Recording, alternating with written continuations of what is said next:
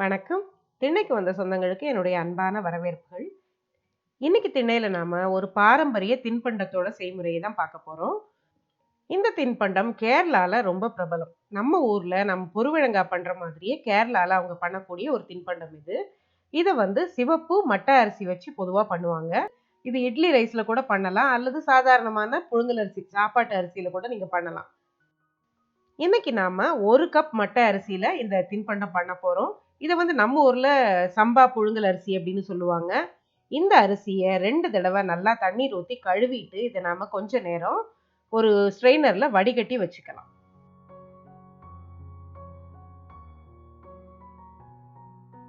தண்ணீர் நல்லா வடிஞ்ச பிறகு அத ஒரு சுத்தமான துணியில போட்டு, அதுல இருக்கிற கூடுதலான ஈரத்தையும் எடுத்துட்டு, அதுக்கப்புறம் நம்ம இந்த அரிசிய இந்த தின்பண்டத்துக்கு தயார் பண்ணிக்க போறோம். ஒரு 5ல இருந்து 10 நிமிஷம் இந்த மாதிரி அந்த துணியில பொதிஞ்சு வச்சாலே அதுல இருக்கிற ஈரம் எல்லாம் நல்லா உறிஞ்சிரும்.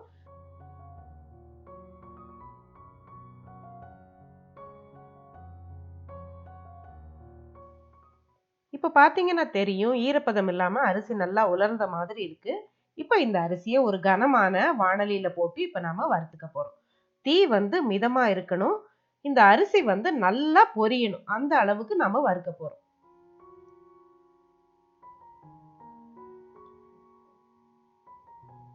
இப்ப 10 நிமிஷம் ஆயிருச்சு. அரிசி இன்னும் முழுமையா வறுபடல. இப்ப நான் இந்த அரிசியோட ஒரு 15 பாதாம் பருப்புகள் சேர்க்கிறேன். இது ஆப்ஷனல் தான். இதுல முந்திரி பருப்பு சேர்த்து பண்ணுவாங்க, பாதாம் பருப்பு சேர்த்து பண்ணுவாங்க, நிலக்கடலை சேர்த்து பண்ணுவாங்க. சேர்க்காம கூட பண்ணாலும் நல்லா தான் இருக்கும். கடைசியில அந்த பாதாம் பருப்பு சேர்த்த பிறகு ஒரு 3 நிமிஷம் வறுத்துட்டு நான் ஆஃப் பண்ணிடுறேன். இப்ப பாருங்க 13 நிமிஷத்துக்கு அப்புறம் இந்த மாதிரி நல்லா வறுபட்டிருக்கு. அடுப்ப ஆஃப் பண்ணிட்டு உடனே பாத்திரத்துல இருக்கிற அரிசிய வேற பாத்திரத்துக்கு மாத்திருங்க. இல்லன்னா அது கருகிரும். கருகிருச்சுன்னா இந்த உருண்டையோட சுவை மாறிடும். ஒரு 10 நிமிஷம் ஆற விட்டுட்டு, லேசா சூடு இருக்கும்போதே நம்ம அத மிக்ஸியில சேர்த்து, அத பொடி பண்ணிக்க போறோம். பொடி பண்ணும்போது, இப்போ அதுல என்னென்ன சேர்க்க போறோம் அப்படிங்கிறத அடுத்து பார்க்கலாம் நாம. இப்போ நான் வாசனைக்கு ஒரே ஒரு ஏலக்காய் சேர்க்கிறேன். அடுத்ததா 1 சிட்டிகை அளவுக்கு உப்பு மட்டும் சேர்க்கிறேன். இப்போ இந்த 2யும் சேர்த்துட்டு நம்ம நல்லா நைஸா பொடி பண்ணிக்க போறோம் இந்த அரிசிய. இப்ப பார்த்தீங்கன்னா தெரியும், அரிசி நல்லா பொடியாயிருச்சு.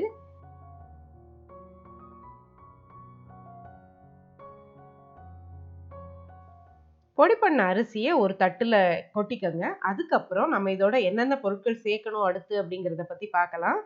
இப்ப நான் 1/2 கப் அளவுக்கு வெல்லத்தூள் எடுத்து வச்சிருக்கேன். இது சுத்தமான வெல்லம்ங்கிறதால நான் இத அப்படியே பொடி பண்ணி எடுத்திருக்கேன். அடுத்தது 1 கப் தேங்காய் துருவல். அதாவது அரிசி எவ்வளவு எடுத்தோமோ அதே அளவு நான் தேங்காய் துருவல் எடுத்திருக்கேன். இப்ப இந்த வெல்லத்த ஒரு மிக்ஸி ஜார்ல சேர்த்துட்டு, அது கூடவே நம்ம இந்த தேங்காய் துருவலையும் சேர்த்துக்க போறோம். இப்ப இந்த வெல்லமும், இந்த தேங்காய் துருவலும் நல்லா கலக்கிற அளவுக்கு நாம இத மிக்ஸ் பண்ணி எடுத்துக்கிறோம். அதாவது ஜஸ்ட் பல்ஸ்ல ஒரு 30 செகண்ட் நீங்க ஓட விட்டு எடுத்தீங்கன்னா போதும். 2ம் நல்லா கலக்கணும். அதுதான் முக்கியம்.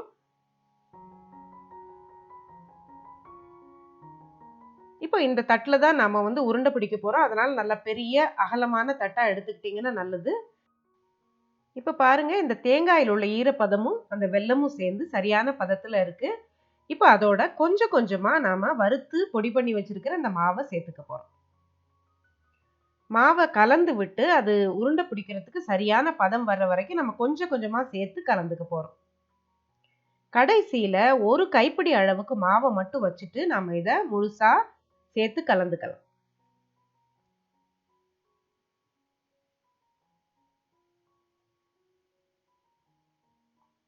இப்ப பாத்தீங்கன்னா தெரியும், உருண்டை பிடிக்கிறதுக்கு சரியான பதத்துல இருக்கு. இப்போ இந்த மாதிரி ஒரு எலுமிச்சம்பழம் அளவுக்கு உருண்டைகளா பிடிச்சு, நம்ம ஏற்கனவே வச்சிருக்கிற அந்த மாவு இருக்கு இல்லையா? அதுல இத பெரட்டி எடுத்து, அதாவது கையில ஒட்டாம நல்லா இருக்கும் லட்டு. அந்த மாதிரி அந்த உலர்ந்த மாவுல நம்ம அத பெரட்டி எடுத்து, இந்த மாதிரி லட்டுகளா பிடிச்சு எடுத்துரலாம். இப்ப நாம எடுத்திருக்கிற இந்த 1 கப் அரிசிக்கு நமக்கு 10ல இருந்து 12 உருண்டைகள் கிடைக்கும். இதே மாதிரி அந்த மாவுல பெரட்டி மீதமுள்ள மாவையும் நம்ம லட்டுகளா தயார் பண்ணிக்கிறலாம். இந்த சைஸ்ல எனக்கு 11 லட்டு கிடைச்சது. லட்டு பிடிச்ச உடனே அது கொஞ்சம் டார்க் கலரா இருக்கும். அது கொஞ்சம் நேரம் ஆகும்போது அதோட நிறம் வந்து கொஞ்சம் வெள்ளையா தெரியிற மாரி இருக்கும். இப்ப இந்த உருண்டை பிடிச்சு 1/2 மணி நேரத்துக்கு அப்புறம் இந்த உடைச்சு காட்டுறேன்னா, இது எப்படி இருக்குன்னு பாருங்க. நல்லா சாஃப்ட்டா இருக்கும். டேஸ்ட் ரொம்ப ரொம்ப பிரமாதமா இருக்கும். ஒரு தடவ செஞ்சீங்கன்னா, அடிக்கடி இது நிச்சயமா செய்வீங்க நீங்க. இந்த லட்டு வந்து நம்ம 3ல இருந்து 4 நாள் நம்ம வெளியவே வச்சிருக்கலாம். கெட்டு போகாது. அதுக்கு மேல நீங்க வச்சிருக்கணும்னா, ஃப்ரிட்ஜ்ல தூக்கி வச்சுருங்க. இந்த செய்முறை உங்களுக்கு பிடிச்சிருந்தா, சேனலுக்கு நீங்க புதுசா வந்திருந்தீங்கன்னா, மறக்காம சேனல சப்ஸ்கிரைப் பண்ணிக்கங்க. இன்னொரு நல்ல ரெசிபியோட அடுத்து ஒரு பதிவுல சந்திக்கலாம். நன்றி.